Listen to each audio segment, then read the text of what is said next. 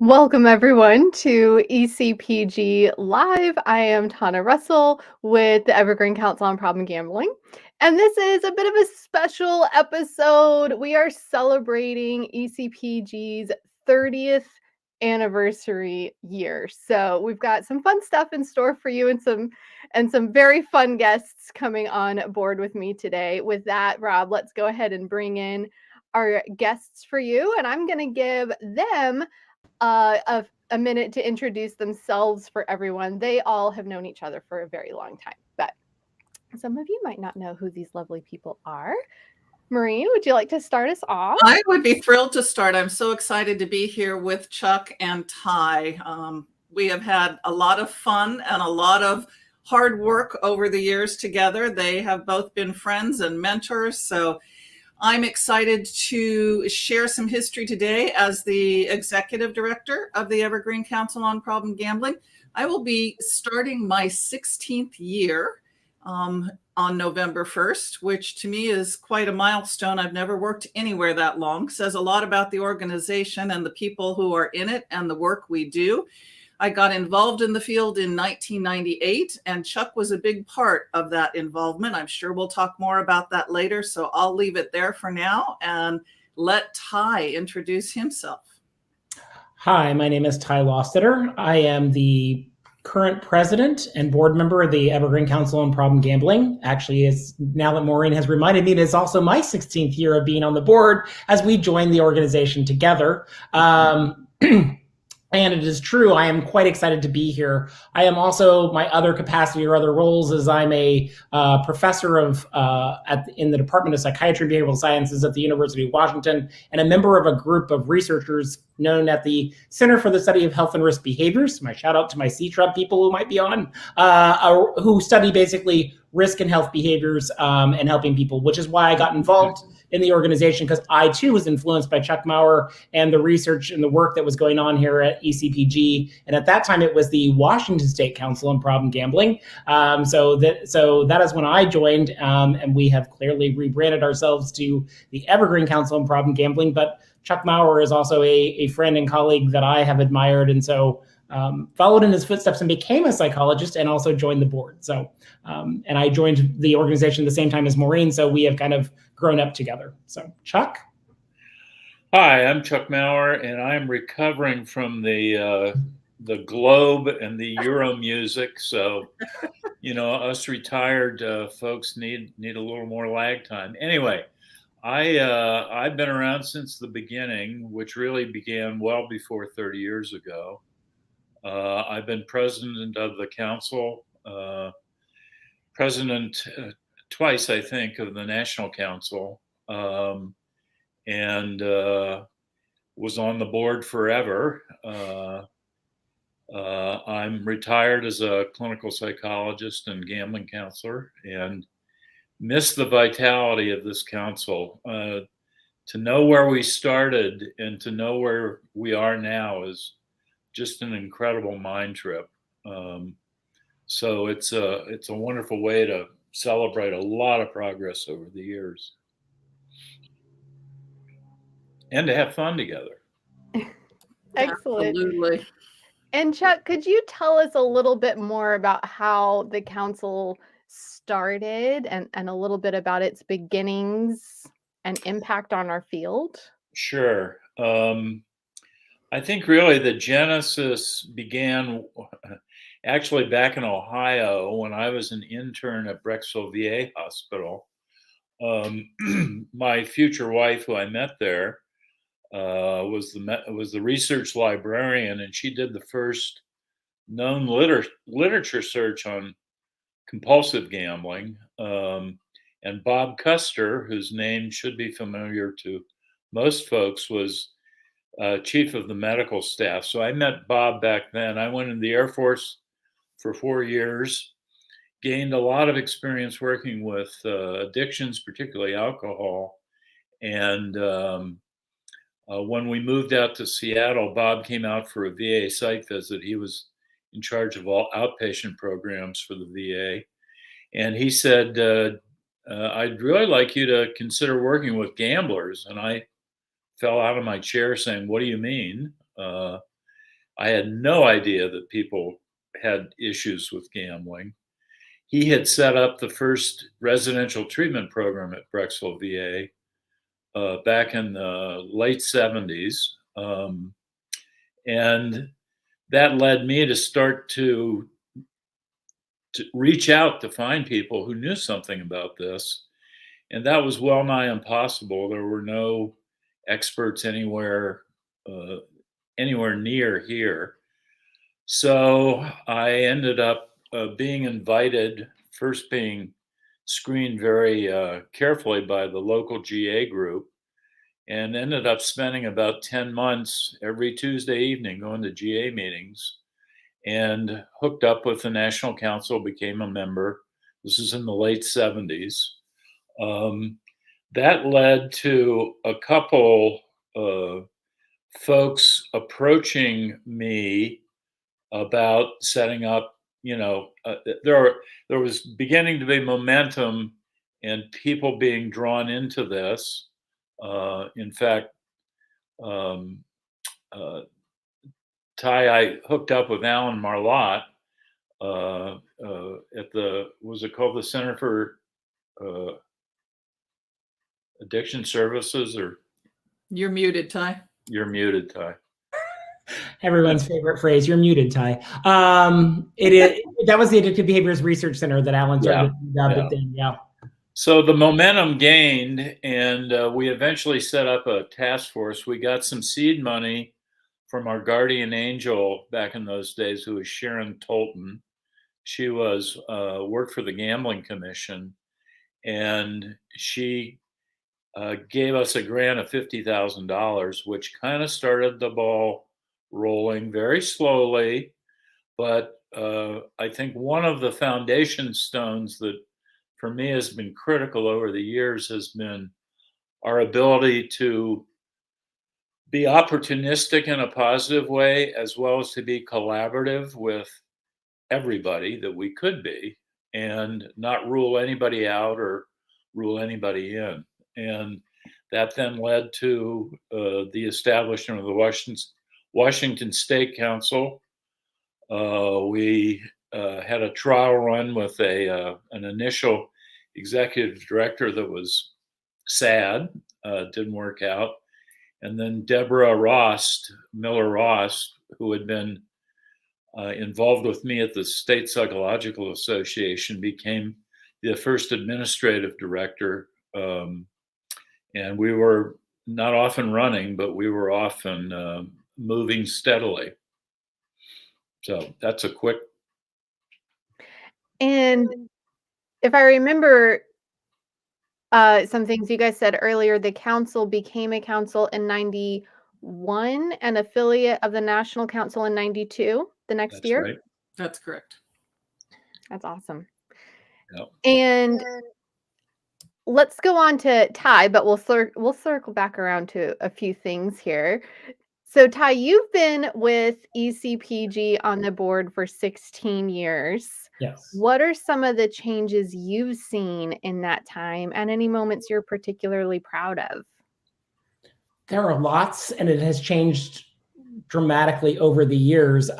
In some ways, to give my history of how I even got involved, it's funny that Chuck mentions Alan Marlett. Alan Marlett had a postdoc named Ruby Takushi, who is still very involved in one of the primary people who started the Recovery Cafe. Ruby was a postdoc at the time, and I was Alan's research coordinator. And she started telling me about the work that she was doing around the issue of problem gambling. My significant other actually is from Vietnam, is a Vietnam refugee and part of the community. And so we hung out a lot at local restaurants and places. And so after I heard what was going on around the research that Ruby was doing around problem gambling, I became aware of it also existing in populations or organizations or people that I knew were being affected by this. So I became more interested in myself and decided I was going to go back to graduate school. And so that's how I got involved as far as a researcher. And I was at the time a third or fourth year grad student when I got asked, and I had been doing some research and people knew I was interested in this topic. I got asked by the Washington State Council on Problem Gambling if I would be helpful in developing a conference on college student gambling, which was the area that I published my dissertation on.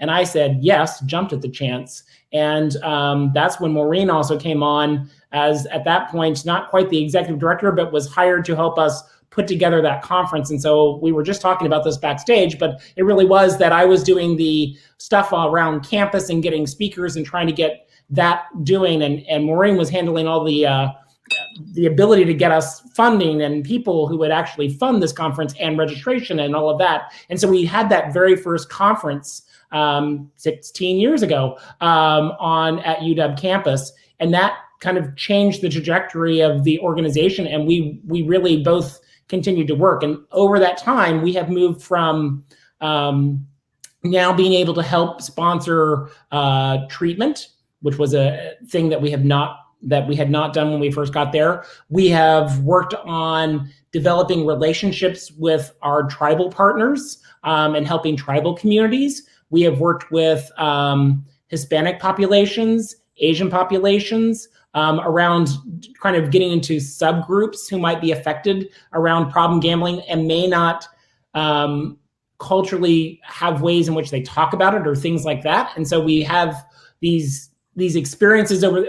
Chuck is right. Like we will work with almost anyone to try to reach out and not exclude anyone, and then try to figure out as best we can opportunistically in the good way of how to grow both the organization and meeting people where they need to be met so that they're getting the services, whether that be from awareness and prevention to actual treatment to full support around recovery. And so I think we've changed over time, continuing to grow. And I think Maureen and Chuck have been instrumental at both planting those seeds and then watching them grow and continue to grow. So this is not necessarily so deep, but I've always found this kind of funny. There's an interesting story behind the fern and ECPG's relationship with ferns and our logo. Would anyone like to share? It depends And on our favorite color. That's a Maureen answer. that story. That's Maureen's story. When we rebranded from the Washington State Council on Problem Gambling to the Evergreen Council on Problem Gambling, and let me first say why we did that. At the time, the world of budgets was quite different. The world of funding was quite different back then.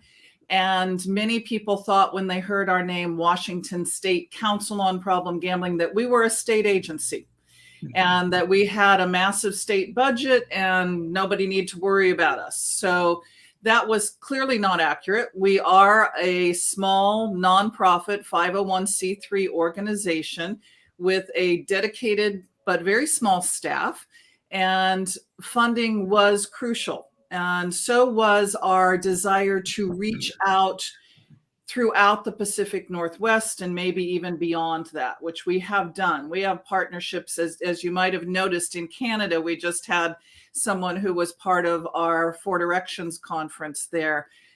We've worked with partners like Arnie Wexler, who came on to say hi back east on responsible gaming programs. So that change was really important. In Washington, when you say evergreen, you almost always get a Douglas fir tree image or some sort of evergreen plant. Rob Maya, who is now on our staff, who was then a contractor, helped us create our logo, which is a koru, which has a spiral, which very much resembles a fern when it first opens up its new fronds. And so ferns became an image on our website. Ferns became an image on our certificates and papers, and ferns were everywhere. Everywhere. And I won't quote exactly what Chuck said because it's not PG, but it had to do with how many blank ferns we had everywhere. So it kind of became a running joke. And when Chuck retired from our board, we had several of his colleagues help us in roasting and toasting him. And as they did, each one presented him with a fern to commemorate his years of service at the council. So, and they're around our pond in the backyard. All right. That's great. Oh, that's fantastic. And you know what? The ferns still pop up every once in a while. Oh, they will forever. Which I love them. They're one of my favorite plants. I'm not going to complain. I got several beautiful ones in my backyard.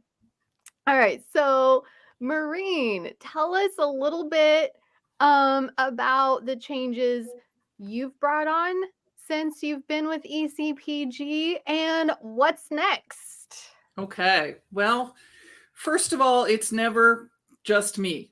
And I want to make that really clear. I'm really proud of the work we've done, but it really is a we. And that means our board, our staff, but it also means all of our partners. And that's what has made the Evergreen Council on Problem Gambling grow and succeed over the years. It couldn't be done without collaborative partnerships. We couldn't serve the numbers of people we serve. We couldn't have the extensive programs we have if we didn't have strong partners. And that's tribal partners, that's gaming industry partners, that's behavioral health partners, recovery program partners,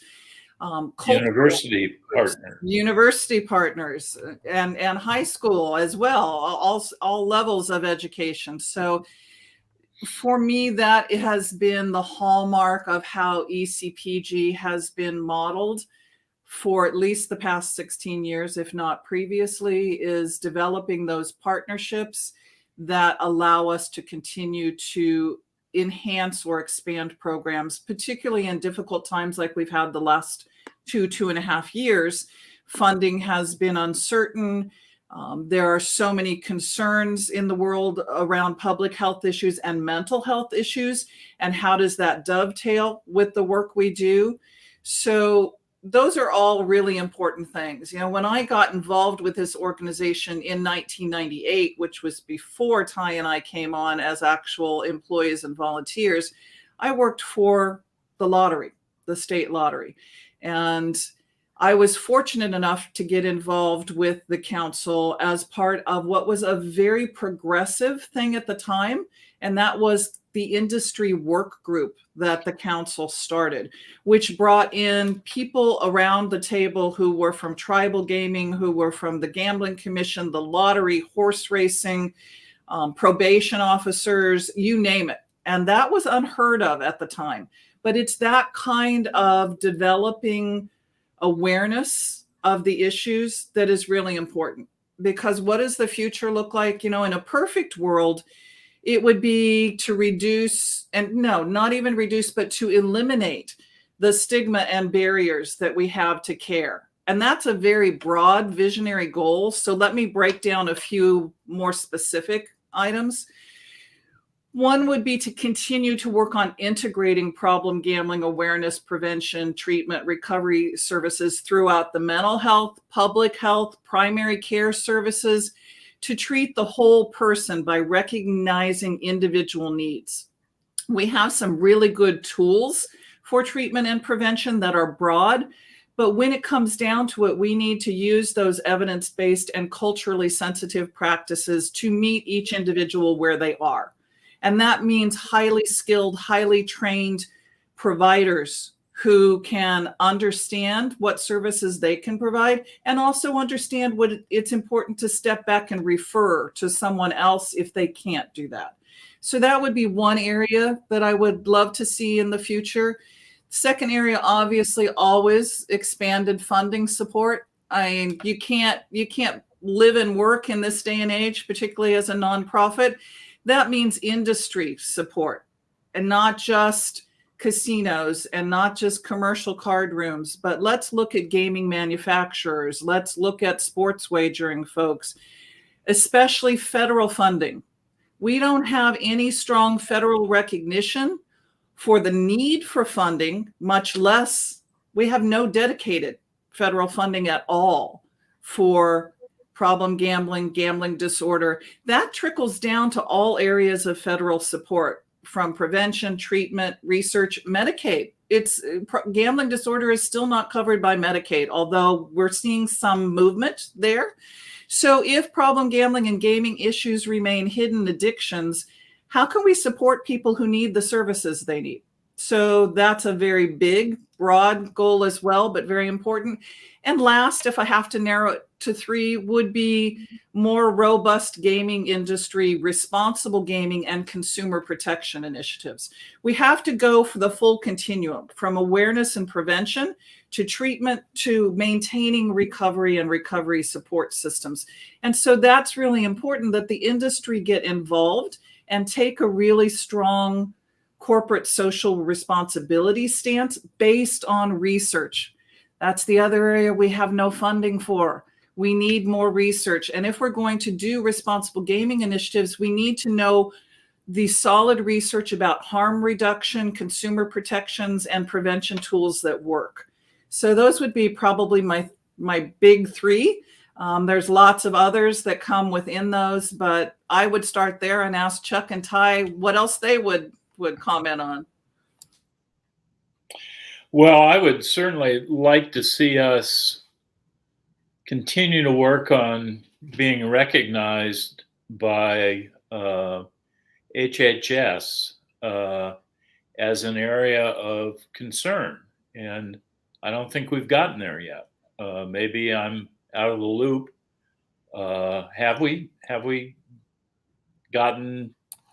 No. We've gotten a couple of baby steps, but not nearly where we need to be. And until that happens, and for that to happen, we certainly need a lot more legislative support. And that's been very, very tough to come by over the years. People want the revenue, but they don't want any tarnish. And unfortunately, we're seen as tarnish rather than reality. That this is a natural consequence of any human activity. Some 3 to 5% of human beings are going to end up in some kind of trouble with anything you want to name. But we're still, I think, and I said this 30 years ago, we're still fighting for legitimacy. And there are a lot of players on that field that have their turf and can make it difficult for others of us to get into the same stadium where we all belong. So, what are some changes? Because you all have been in this area, and Maureen, even before ECPG, worked at the lottery, so familiar with the gambling industry for some time. What are some changes you all have seen over the years in the changed landscape of gambling, the changed landscape of problem gambling? And is there anything that's affirmed for you over the years of, yes, ECPG is making a difference? Here's our impact. Ty, you want to? I know I'm like trying to figure out where to pick from. I'm like, there are lots of ways in which I think we have impact. I think, again, we've got specific programs that we have been offering or starting to do. We work with youth to do kind of prevention awareness programs. Tana, you know more about that than any of us, because that's actually one of the things that you work on specifically. So there are things you could probably tell us. There are ways in which, again, we're an organization that helps those who are looking for treatment. So helping people connect to treatment and helping them through treatment through to the next phase, which might be recovery. What does that look like? We're involved in all of that and trying to be continue to expand that. I mean, the other thing that we've been looking for is, again, ways to grow inpatient services in our state. We are involved in that, and also helping people do outpatient work, and the idea that we need levels of care and meeting people where they are at this point so that we can meet wherever they are at this point. And so trying to, again, so the fact that we support a helpline, and when I first started, it was a helpline. Now it's a help text chat line. So we have continued to, as technology or our world has evolved, we have continued to evolve with it to try to figure out what are the things we can do. And I think, like Maureen was saying, in some ways, seeing ourselves as also integrated, that very much like Chuck was saying, this idea that we sometimes, there are lots of times where people feel like we are competing against the other addictions. And I don't wish that we never felt like, I think there's room for everyone. And to be honest with you, to to think that way, that assumes that the person only has one problem. And to be honest with you, they don't normally have one problem. They have a host of problems. Those who are probably suffering from gambling actually share a lot of commonality with other addictions or other just mental health problems. So people with gambling problems suffer from anxiety, depression, financial problems, marital issues, drug and alcohol substances use, other kinds of forms of behavior. Sometimes, I mean, what we would call clinically personality disorders. There are lots of ways in which we know that a person who has a problem gambling is not just one thing. It's not that generic. It actually is interconnected. And we, and all of the people who are working in recovery, need to think about that interconnectedness, getting rid of the silos that we have currently had and figuring out ways that we can connect and network to help someone so that there are many different doors into treatment or services that they might need, whether it be primary care, believe it or not, dentistry, which could screen people there and identify. There are lots of ways that we can work on existing models or things that we have and figure out a way to network so that we continue to help people wherever they are and with whatever kind of service both they're willing to do. Because there are some people who are they'll put their toe in, like, are you really going to help me, or are you going to like punish me for what they perceive to be a bad or immoral behavior? And I don't see it as you're immoral or bad. It's that you have a significant problem that we can help you with. And if we see it from a behavioral point of view, that helps us take away some of the stigma that I think all of us are talking about still, that even over 30 years, I think we've done a lot to reduce the stigma. We still have a lot more to go. So I think that we have changed ideas and minds and hearts of lots of people, but I still think that there is still a subset of people who view this as a stigma issue, bad people, and I don't want to talk about it or look at it. And what I keep trying to get people to do is, how do we invite people in, like, versus judging them or making them feel judged for wanting to come in and enjoy or connect with our organization and our services. And I would add to that, whoops, I'm echoing. What's that about? I would add to that the importance over the years of training. When I got on board, there was nothing available. Nobody knew anything about it. And we have, over the decades, built a wonderful platform for training that has just blossomed. And I think that helps break through some of the issue of stigma and legitimacy. But you can never enlighten enough people. And I think the way that we've done that has been very balanced, scientifically based, and human based. And I think we're seen that way in the broader problem gambling arena, nationally and with other affiliates. And we've been a leader not only in terms of training, but in leading other problem gambling organizations to better places. We've been active over the years in leadership. We've been active in, again, this collaborative, integrative model that unfortunately some affiliates of the National Council, and at times the National Council themselves, have been too narrowly focused, and not creating a network of concerned others. So I think the training and the broadening that out to the world around us has just been critical. I think that connection is really important. And when we expand, we've had, I have worked in nonprofits my entire career, and I have worked with a lot of boards. The board of the Evergreen Council by far is one of the hardest working, skilled and open-minded boards I've ever worked with. And as part of that, they have been open when our staff has come and said, it's time to include gaming in our mission, not just problem gambling, but gaming disorder, internet gaming, video use addiction. We live in a time where gambling as an industry is expanding by leaps and bounds every time you blink your eyes. And part of that's things like this. You know, when we start to look at the access to gambling, it is far and away different than the picture it was 30 years ago. And sports wagering, which is new here in Washington State, just launched in September, is going to bring a whole different picture of gambling and in-play gambling and continuous gambling.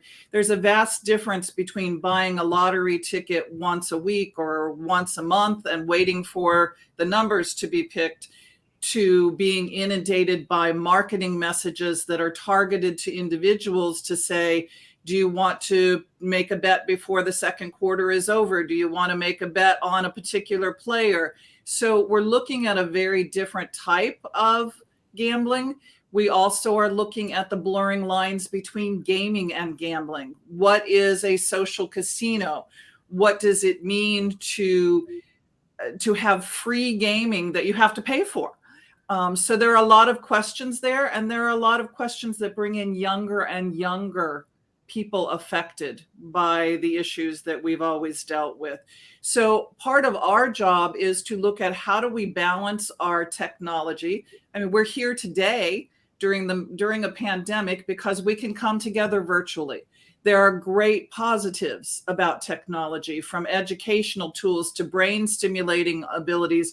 There are also inherent dangers.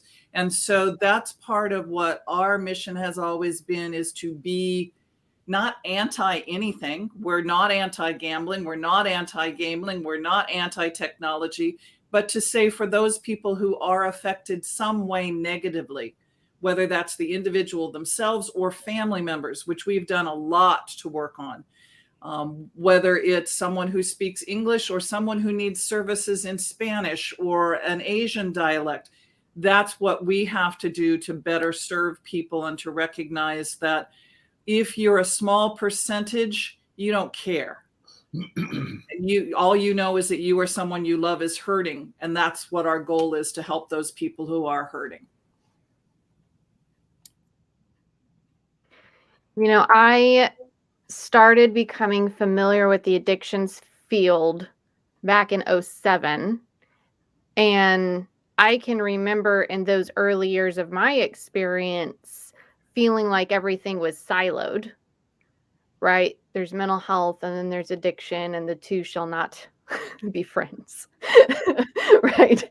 But I really feel like we've made some progress over the years, because when you explain how things interact, you sleep poorly, then you eat poorly, then you feel bad and you eat worse, and then you talk to people nasty, and then you feel bad about that, and then you want to go have a drink at the end of the day, and then you sleep terrible, and then you go, it all connects. That makes sense to people, right? Like it's understandable that certain behaviors can give us anxiety, and that can affect our physical health, which affects our mental health. And it all connects because we're complex humans. And I think that has come a real long way, though still very, very far to go. And we're still trying to get this more integrated and people aware that this is a public health issue. It's not an individual. It affects their family, their friends, their coworkers, the community that they live in, other professionals in other fields, and people who know nothing about it still get affected. So we have a little bit of a surprise for you three. Rob, if you want to a fern here. Oh my goodness. Happy anniversary. Keith White, Julia, Roxanne. So I don't know if you all were listening to the first half hour, but they were spending some time talking about how much ECPG values their partners and friends and other people in the field. And so we wanted to bring in just a few of those who could make it and join us. We're here to say how much we value you, and congratulations and happy anniversary. Thank you. Yeah, so for our viewers, everybody on screen kind of knows each other, but those watching may not. So we're just going to start kind of at the top of the screen here. Keith, if you want to introduce yourself to the viewers and say whatever you'd like to. Yeah, absolutely. Well, hi, everyone. My name is Keith White. I'm the Executive Director of the National Council on Problem Gambling. And one of the things I'm here today is to praise the Evergreen Council, and particularly Chuck, Ty, and Maureen, for your leadership in Washington State, which has also been reflected on not just the regional level, but the national level. And so there may be a lot of folks who are listening to this webinar who might not know the impact that you have made by and through the Governing Council. So as you said, you've Evergreen that joined the National Council in 1992, one of our earliest affiliates. Wow. Soon after that, 1994, you hosted the first of 3 national gambling conferences in Washington State. So that was 94. We came back in 2001. We couldn't stop coming back, so we came back again in 2013. And I hope that we'll be coming back again for a 4th conference. All 3, Ty, Maureen, and Chuck, have all served on the board of directors of the National Council. I was trying to total up the amount of committees that you've served on over the years, and it's simply absurd. But it's Chuck and Maureen. Chuck has been president of the National Council, and Maureen is currently president of the National Council. And so it's not just the leadership on Washington State that's been reflected on the national level. It's the programs, it's the ideas, it's the policies, that commitment to collaboration. And that's one of the reasons I think all of us were really happy to be here to celebrate this anniversary, because of the impact you've made and your willingness to share, your willingness to be part of the larger team, your willingness to help bring other people together. We see that in Washington State with what you've done. All your partners outside in the region and the nation see that. We see that at the national level. And you've magnified the impact of so many good individuals and so many good state level programs are things that we now do routinely across the country, and I would dare say around the world. So it is, I have a really unique perspective. I've been so lucky and fortunate to work and learn from each and every one of you. And so I'm just really glad. I appreciate Tana and Rob to have the chance to kind of kick things off with some of my favorite people. And again, just tremendous congratulations on this 30th anniversary. Thanks, Keith. Oh, thank you, Keith. I'm so glad you guys could be here. And Lori, so Lori's joining us from another time zone as well. Hi, Lori. Hi. Good afternoon, good whatever time it is. It's so nice to be here. What a great celebration. I mean, it's so nice to be here. I'm still breathing. Chuck's still breathing. We're still here. I was thinking, we're like historical features now, not hysterical, Chuck, historical, and that's kind of daunting. You hang around long enough and they look to you for the history of the field. That's right. And it's a kind of nice and comforting role, but, the history does involve, as Keith has said, the Washington Council, the Evergreen Council, having always been a leader in terms of professionalism, creativity, trying new things, and, as Tana was saying, as bringing together not just an addictions perspective, but a humanistic perspective, a professional perspective that said, we're dealing with human beings here, whole human beings, and we want to look at all of their needs.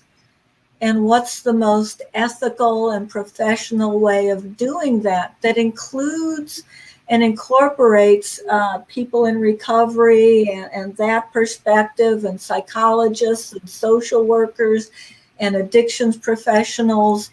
And that, I didn't really even appreciate it at the time, was such a unique view in the field of mental health and addictions, that this was really about caring for human beings, not just a specific disorder, and oh my goodness, of course, thinking about early days of board meetings, when, we would bring together things like Play-Doh so we could deal with our stress at those board meetings, and trying to get some consensus. And I know Chuck just worked on this, on helplines and how to have a national helpline. And it's so easy, to very quickly forget the things that weren't in place, back in the day, that we can appreciate now, just in terms of our field. And thank you for all you've done, Ty and Maureen and Chuck, to really bring forward the important issues to the field, to keep the creativity and the professionalism and the ethical considerations forefront in our field. And may you have many, many, many more years and longer to be part of the history of this field. So good seeing you. Congratulations. Let's see. Next on my screen is Julie. Well, hello. It is so wonderful to see all of these lovely people on the screen this afternoon. And Ty, I can see you almost laughing. I miss your face. I miss you so much, Julie. All of you, but I'm like, oh, Julie. So yeah, I mean, Keith and Lori really hit it on the head. As far as your leadership with ECPG, I think about knowing you for the last 15 years, and that's the half of the longevity of the Evergreen Council.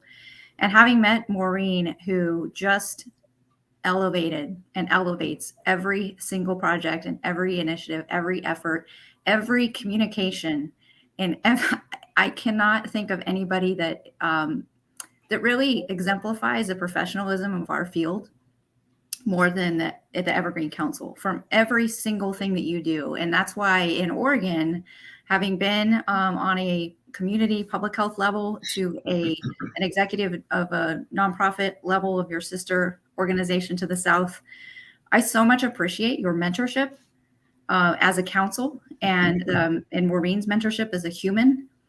Your integrity, your moral compass is always leading in the right direction. And that to me means more than almost anything in this whole field. You always want to do the right thing. I love you. You are one of those people who is, and I'm sorry, I'm speaking directly to Maureen right now, who will continue to live on in this field, no matter how long you stay here, because of your innovation, because of your integrity. Some of the things that I think about that we've been able to learn from you and work with you on are, as a council, are things like the gaming and gambling convergence. You were the first council to even consider this issue, to bring in experts at your conferences. And you were the first organization, I think, maybe I might be incorrect in this, to really embrace Indigenous populations and really embrace inclusion, equity, and belonging. And those are a couple of things that I think are just really drive home the leadership and the innovation that you have as a council. And then to have such amazing board members and staff surrounding you is so terrific. Just having gotten to get to know some of your staff on a podcast and get to do that together. So thank you for your mentorship. Thank you for all that you do for this field, and just thank you for being great humans. Oh, thank you, Julie. Love you, my sister. We missed you. And Roxanne, she's our state sister in our own backyard here in Washington. Yeah, who almost spilled the beans completely this morning.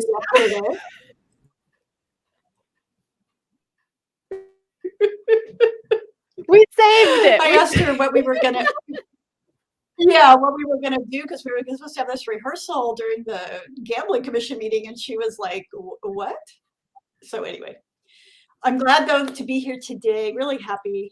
And I guess I'm the newcomer of everybody online. I've been, Maureen, I want to thank you for hiring me a little over 5 years ago, 5.5 years ago, with the council. And I really came in with no knowledge. I had a little bit of behavioral health background, but not, I'm not a clinician. And so it was really a really intense but really good learning experience for me. And also you and the board were very kind to me during that time. My husband actually was about to have, or did have while I was there, a heart transplant. And so the board actually, worked with me closely to make sure I had time off to do that. Maureen, you really advocated for that. That was such a difficult time, and yet fascinating. It was when we went to Vancouver, BC, for our big conference. And so all of that was happening, I think, like a couple of weeks after he had his heart transplant. So that was very amazing. That was for Four Directions, and have a lot of great memories from that time. And so I just want to say that, I was only there a year, and I went off to work for DOH for some reason.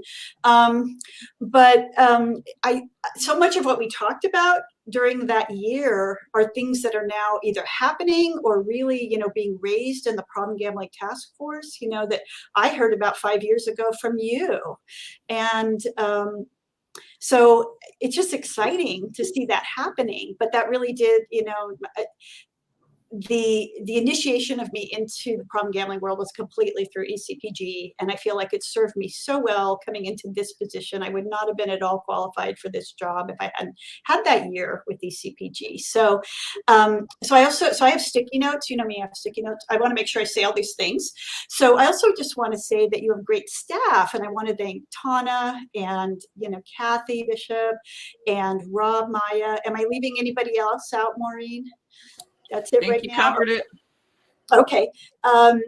You have such great staff, and they're also, willing to help and work with me. And I will send emails at I've got 10 minutes to find this out. Can you help me? And if they can, they will. And so will you, Maureen.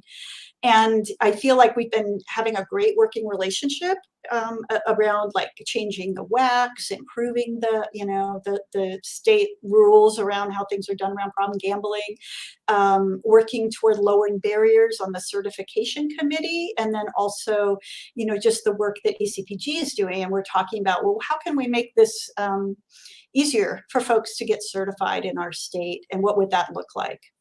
And then the board has been wonderful in supporting this, expert consultation by Dr. Rachel Volberg on the prevalence study, both in the creation of the questionnaire, and then also now, the ECPG is actually sponsoring completely that expert consultation for the analysis piece that's going to be going on. And so I don't know what we would be doing without that. So thank you to the board, and thank you to Maureen for advocating for that. And then also, I just want to mention, some of the innovative and creative ideas that you guys have done, put out there, the online financial endorsement. That's been just really a dream that you had mentioned way back when I was there. Monthly online trainings, the online PG, core training that's happening, online responsible gaming training. These are all things that you've, done since I was there 5 years ago, as well as a new website, and you've added like youth and certification committee web pages and lots of other things too, but that's what came to mind. So finally, I just want to say, and I am going to end, I promise, that I'm excited about our new initiative to co-sponsor events and trainings online. So ECPG and the Healthcare Authority have done one so far, which basically means that ECPG does all the work and then sends me a link and some information that I can then send out that can be boosted by HCA to get a bunch of people enrolled. So it works really well for me. Thank you.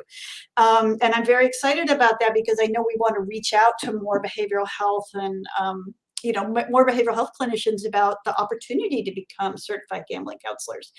So finally, I want to raise my glass.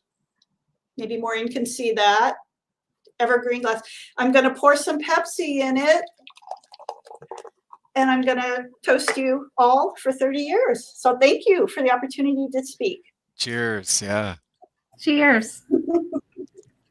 Cheers. You'll notice the Fern logo. There you go. Yes. Yep. Is it? Always Is the it- fern.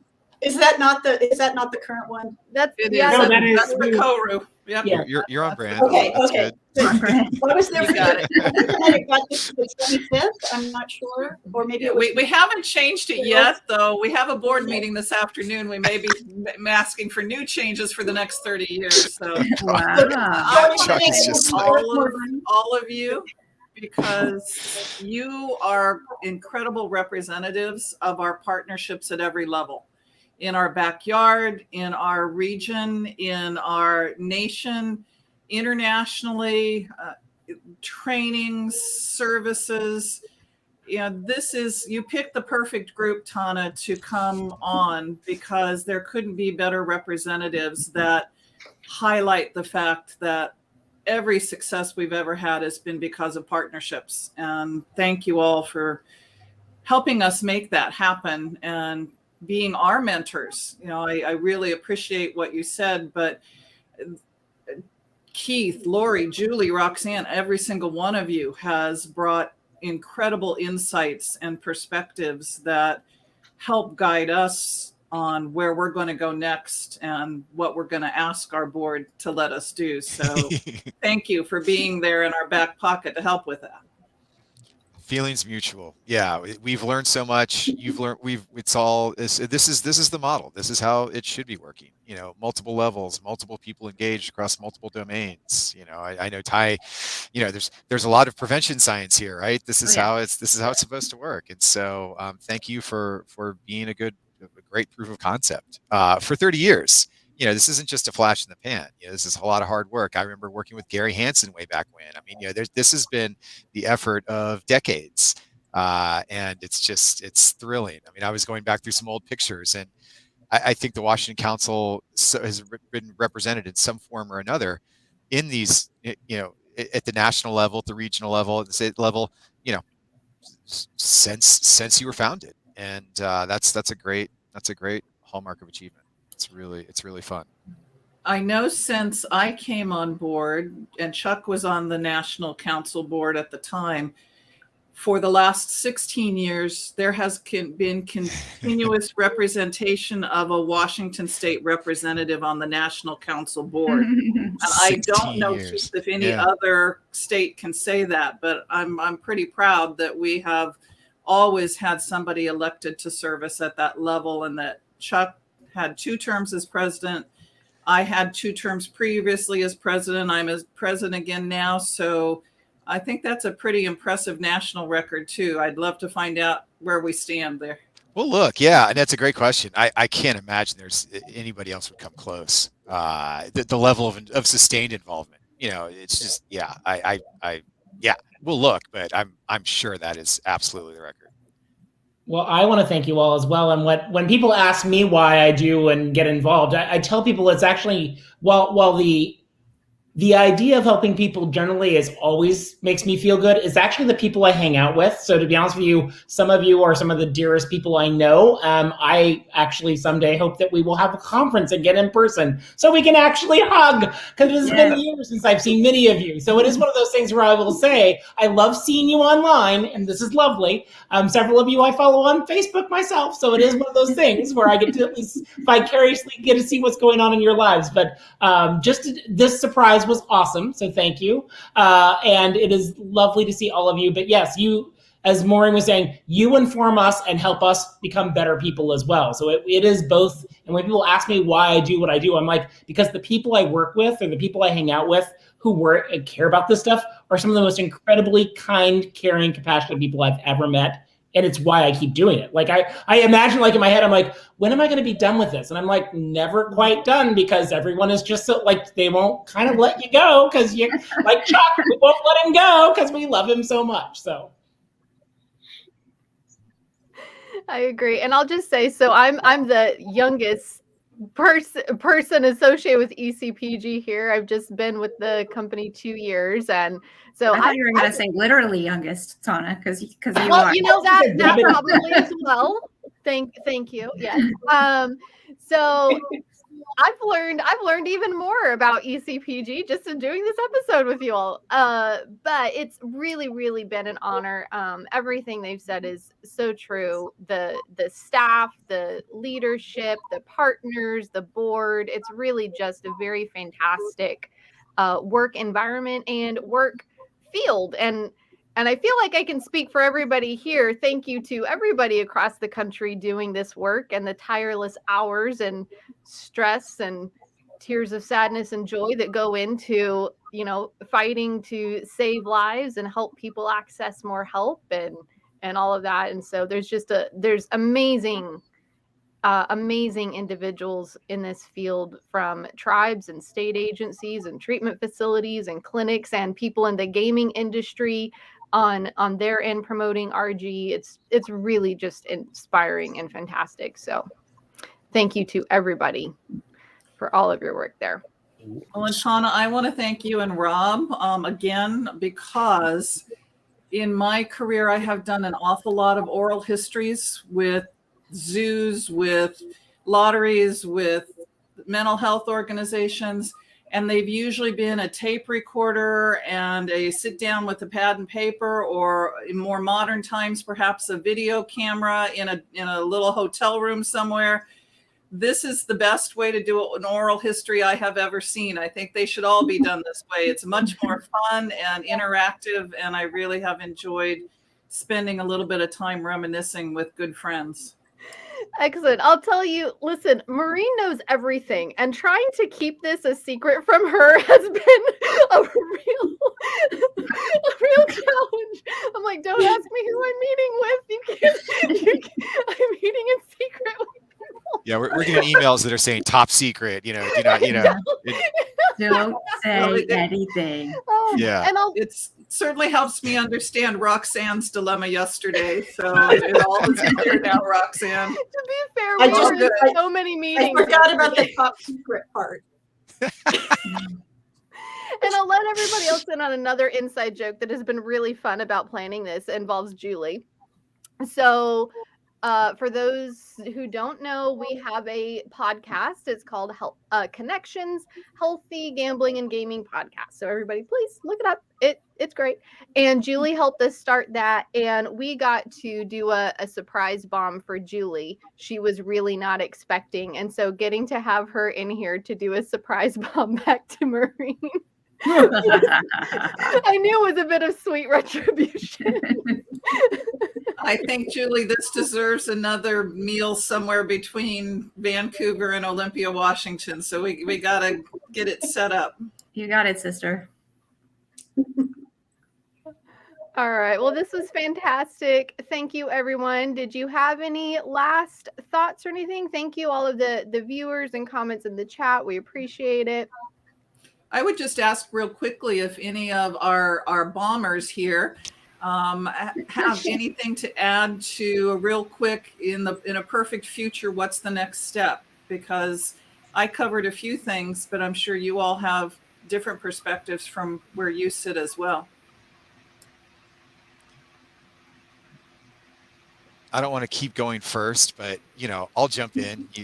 I know not unexpected by Chuck and Maureen and Ty. Data is everything, and it is going to revolutionize. The data is mostly held by the industry. It's going to revolutionize our understanding of not just gambling problems, but perhaps even more importantly, our understanding of the other 95%, the motivations for recreational gamblers, and the factors that keep them from becoming people with gambling problems. That's the other end of the telescope we've never been able to see. Heck, we don't know much about people with gambling problems, quite frankly. And these enormous tetrabyte big data sets, once we get access to them, true huge level, population level access, that's going to transform everything we know and do. And I'm really looking forward to that revolution. Yeah, I think even on a council level, just thinking about all that you're doing and continuing to innovate, in addition to the data piece, is the continued partnerships that you have. And one thing about the pandemic, as tragic as it has been, is that it's afforded us great opportunities for more connection across the country. And you have done that coast to coast with your Foundations in Gaming Disorder training. And so more of those opportunities seem like they're coming on the horizon. And I'm looking forward to it as a person who does this work. I think we can do more and better together. So keep on. Yeah, I think, the next steps have to be to try to keep up with technology in terms of its addictive potential and how we can utilize technology to reach more people in terms of prevention and treatment options, while maintaining the humanity of the work we do. I think that's a huge challenge. And really understanding the harms of gambling in a broader context, not just in terms of those individuals identified as having a disorder, but all the harms that happen along the chain, even to those who don't have any inkling of a problem. And also seeing how gambling fits within the larger public health perspective, that we're not a separate piece. We're part of the whole picture, from income disparity to food deserts to educational issues. We're not separate from all of that. So, Yeah, I would. Can I add a comment? Yeah. So from the state perspective, it's the federal recognition of problem gambling would help enormously, as we all know. The integration with mental health and substance use disorder, it's very difficult at the state level to get funding unless it's set aside specifically for that, as we all know. And, even today I was going to the mat, with my agency around this, and, they've gotten all this money from COVID funding and also a lot of initiatives that have passed within our state. And there is $0 for problem gambling because it doesn't fall in the category of SUD or mental health. So the way that we're approaching that statewide is to seek to have it covered under Medicaid, and we may or may not be successful. Our hope is we will. That will help open the door to that integration of mental health and SUD. But I feel like that from the state perspective, and what Lori said about, having it integrated into the whole, that it's not some separate issue over here. It is, it is included and should be included. And so it should be included and the funding should go there, right? So I think from my perspective, that's the most critical piece for the long run. Love it. Great perspectives. Thank you, guys. Mm-hmm. Yeah, thank you all for the work that you have done and your partnership and friendship, and just really, really appreciate it. Thank you, viewers, and we hope that this has been fun for you, and have a great evening. Happy Thank you. anniversary. Happy anniversary. Thanks, everyone. happy anniversary.